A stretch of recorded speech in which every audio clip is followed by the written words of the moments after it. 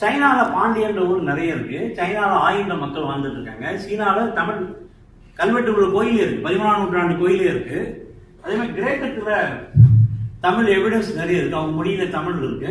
அது இல்லாமல் அவங்க வானவியல்ல தமிழ் இருக்கு. அது இல்லாமல் கிரேக்கத்துல கிமு 12ஆம் நூற்றாண்டு, அதாவது சாலமனுக்கு முந்தையே பாண்டியன் 1 என்ற அரசான் இருக்கான், பாண்டியன் 2 அரசான் இருக்கான், கவுண்டி ஆஃப் பல்லாஸ் இருக்காங்க. அது இல்லாமல் மினோவான் ஒரு டைனஸ்டி, மீனவான் மாதிரி மினோவான் டைனஸ்டியில் ட்ரிமிலைன்ற ஒளி, அது என்னன்னா திறமைதான்றாங்க.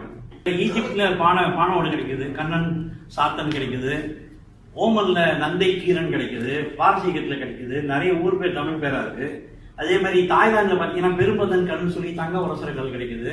அங்க வந்து தாய்லாந்துல தமிழ் எழுத்துக்கள் மாநாட்டில் கிடைக்குது. ஆஸ்திரேலிய பழங்குடிகள் வந்து தமிழ் பேசுறதா சொல்றாங்க. மெக்சிகால மாயன்லாம் அவங்களுக்கு தமிழ் தொடர்பு இருக்குன்றாங்க. அதே மாதிரி அர்ஜென்டினால படகோனியான ஒரு ஊர் இருக்கு.